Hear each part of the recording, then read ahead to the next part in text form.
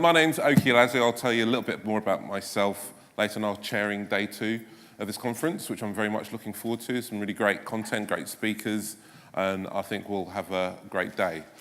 First thing I should say is thank you to Manuela for yesterday's chairing. I hear it was a really good day, great presentations. So let's hope we can do more of the same, not to put any pressure on the speakers to come, but there you go. Got to live with pressure. This morning we've got quite a lot of digital stuff, which is great. I think it's very of the now, but let me deal with some quick bit of housekeeping first. So, actually, who went to the breakfast briefing this morning? Great. Was it good? Yeah, great. Now, who didn't go to the breakfast briefing but meant to go to the breakfast briefing this morning? Because all I've heard this morning is, I meant to go, I was down here at 8 and I didn't know where it was, and so on and so forth. So apparently it was really good, and it's about chatbots, and we're going to cover some of that sort of space and area about AI and chatbots as we go on today. So, app-wise, I've been told to remind you all that you can do feedback during the day on the app. Now, hopefully that's not on me. Is that on me as well? No, good.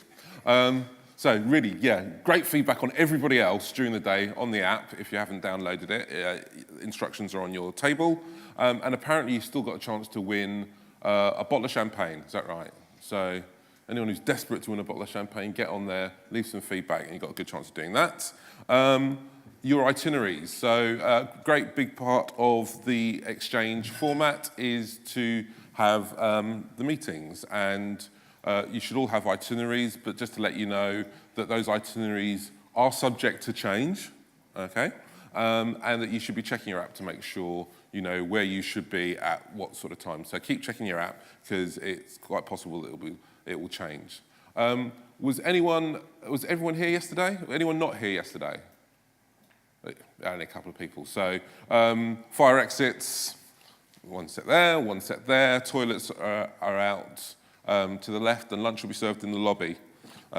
Just follow everyone else. There's enough of you who were here yesterday for you to just follow everyone else. That's cool. Okay. Oh, and Wi-Fi. Anyone who needs to get on the Wi-Fi, the instructions for the Wi-Fi are on the table. I think that's it in terms of housekeeping. So, cool. As I said, just a few minutes on me and why I'm here and asking the questions and facilitating and moderating today. As I said, my name's Oke Eleazu, and this is me in brands and avatars. That's me in the middle. Do you think it's good likeness? I think it's pretty good. My daughter did it. So I spent most of my career working in financial services. Weirdly, I've already met some people who either work with people I know or in businesses that I've worked in the past. So I started at Legal & General, moved to Prudential, worked there for 8 or 9 years, ended up being customer service director there, looking after 4,500, 5,000 people between Belfast and Craigforth and Reading and in India. So that was great. And actually it's there that I really developed my interest for customers and customer experience. As you would when you look after millions and millions of customers.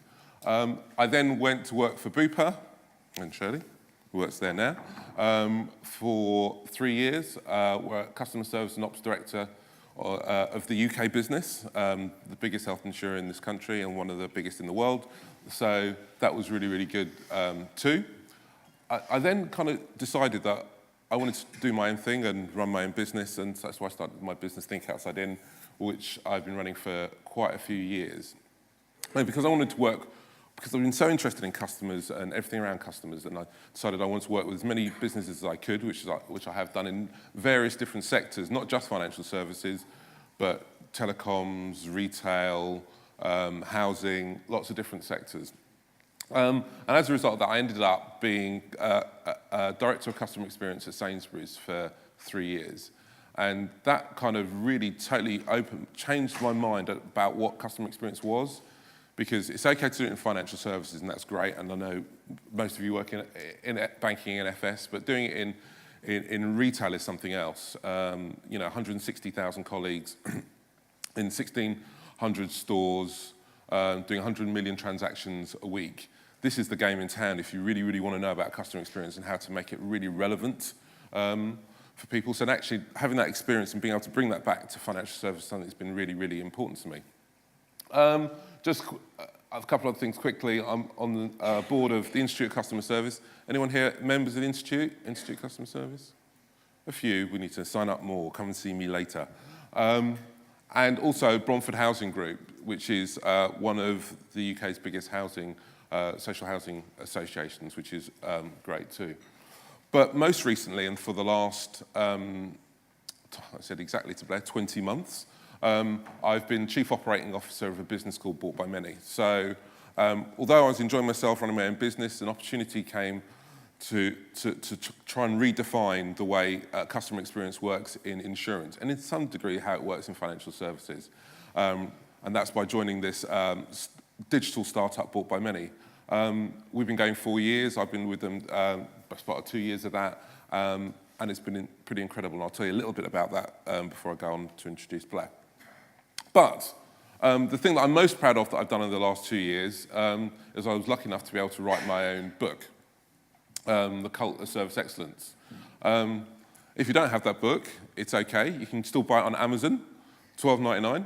And I do this so I can mention my book as many times as possible. I didn't mention that to Georgia, but that's what I'll be doing for the rest of the day. So just bear with me. Okay. In the book, I talk about how the best organisations that I've worked with or researched are a bit like cults, right? They've got very strong direction, very strong focus on customer, very strong leadership, structure, and all those sort of things, and how that floats through. So that's what the book's about. And to encourage you all to ask questions, because I've heard, look at me, I'm moving around. I have a few books and copies. So the best questions during the day get a free copy of the book. Isn't that good? Give me a woo. Woo! Free copy of the book. But I don't have many, right? I don't have many. So make sure your questions are really on point, and you could. I might even sign it. How important is that? Might even sign it. Okay, so copy of the book. Still doing okay. But if you don't get one, feel free. Amazon, $12.99. It's all good. But that was about being in the book. And a little bit about Bought by Many, the business that I'm now part of. So when CEO rang me up, he said, wouldn't you like the opportunity to join a business that is totally customer-focused, an insurance business that's totally customer-focused, that you could lead how we operate for customers? And I just thought, that's just too good an opportunity for me to turn down. And this is our front of website. Basically, we work with customers, and it's a member-based organisation. You have to join a community, and when you're in a community, we interact significantly with our customers and members. But I put this up because we had this thing about customer shoes, and we've got this weird thing on our website, if you go to it now, where we've got people's feet and shoes. And it just reminds us that we're always thinking, outside in. We're always thinking about putting ourselves in our customers' shoes and creating products and services that work for customers more than they work for us, okay? That's the whole focus of Bought by Many. This whole thing, we call it better insurance for everyone. We are in the business of creating a better insurance industry, leading that better insurance industry for customers. That's our mission, and that's what we'll achieve.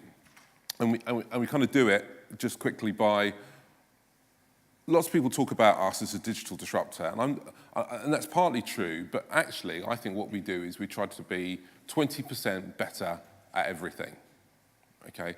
So not 10 times better, not necessarily thinking about how we can revolutionize that part of the value chain, but just thinking, can we be 20% better at every point in the value chain?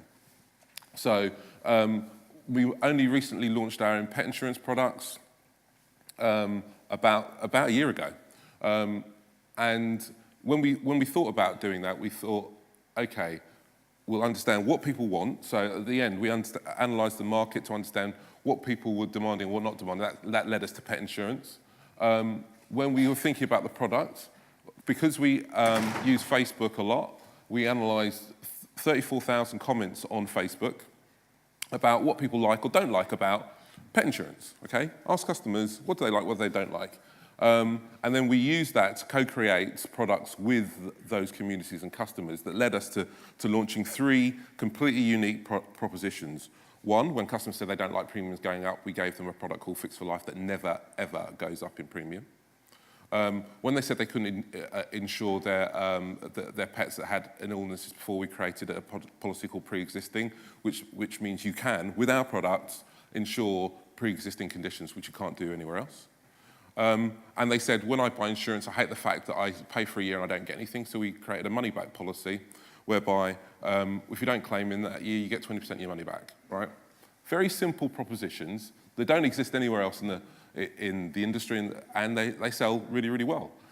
Equally, we also made sure our products, our regular products, had something different about them. So our regular product, our best-selling product, has a zero excess, right? Sounds like nothing, but it's really, really matters to customers because they can use insurance as it's meant to be used. If their pet has an issue, they can go and take it to the vet and get it treated. So totally customer-focused, building products that work for customers. We acquire customers by using Facebook. Very cleverly, I haven't got time to go into how we do it, and Google, but also creating content that matters to customers that leads them to us 20% better in that space. Our quote and buy system is a natural language system and all our documents have a reading age of 7, right? So anyone can read them, anyone can understand them, the policies are clear, all of our feedback is, this was so easy, anyone could do it and anyone could understand it. It's quick, we only asked 5 or 6 questions, we stripped out all the needless questions out of the buying process, because we just don't need them, right? Makes it easy. So again, it's not revolutionised, it's just doing the best things, doing the simple things a little bit better. The same in our policy admin system, which is a cloud-based system, so we're flexible about how we use it. Obviously, we don't have the issue of legacy systems, so we can bring products to market quicker than anyone else. We have a My Account part where people can manage their policies easily, themselves, digitally. That works on a workflow system for us at the back end. Makes a lot of sense. And our claims process is simple, right? There's no forms. When we looked at the forms, 3 pages of forms, pet insurance, we went through it and, again, stripped out everything, so we only had 4 questions left. We only had 4 questions left, decided we don't need a form, right? So people could either phone up or now, just recently launched our thing called Snap Claims, where people can basically take a picture of their vet's receipt, upload it, and that's it. That's it. They can't believe they've finished, but they have, right?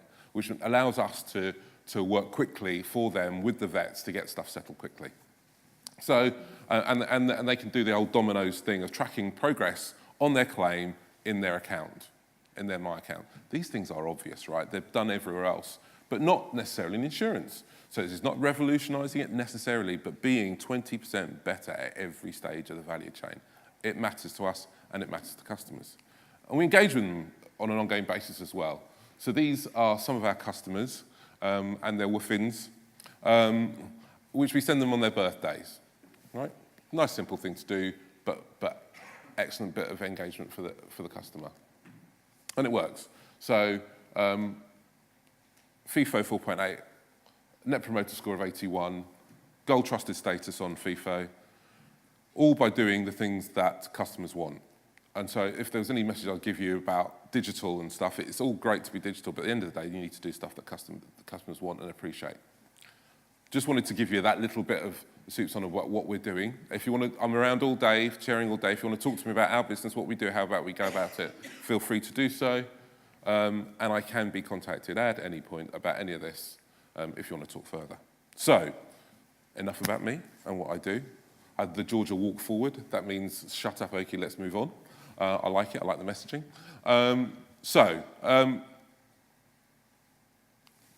The last thing I'm going to do, I actually walk back. The last thing I'm going to do is tell a little story, but I'm not going to tell the story. I'm just going to talk about Barack Obama and what he does with his team when he wants them to get fired up and ready to go. So it came from a little incident he had in 2008 where a lady kept shouting fired up and ready to go to the audience. He didn't know why she was doing it, but it worked for him and it works for his team, and it tends to work for me. So during the day, I'm going to say fired up, and I want you to say fired up, and I'm going to say ready to go, and I want you to say ready to go, okay? Because I know it's the morning, and I know it takes time to get warmed up and all the rest of it, but I want to give Blair the best chance of having a good time. So I'm going to say fired up, you're going to say fired up. Can we all do this? Right, let's give it a go. So I say fired up. Fired up. That's not bad for not hearing the whole story. Let's try again. Fired up. Fired up. Ready to go. Ready to go. Fired up. Fired up. Ready to go. Ready to go. Yeah, fired up. Ready to go. Excellent. I'm fired up. Well, now we're ready to go. You all ready, Blair? I just use coffee, mate. See, he just uses coffee. He's fired up and ready to go. It gets me going. Right. Our first speaker is Blair Turnbull. Blair, he works at Aviva. He is the UK MD for digital, or just UK MD generally? Retail, digital, whatever we want to call it. Whatever we want to call it. From New Zealand?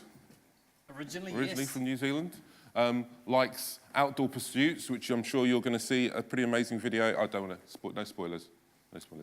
Likes the outdoor pursuits, running, outdoor life, which most New Zealanders do. So I'll let you introduce yourself. The floor is yours, sir. Brilliant.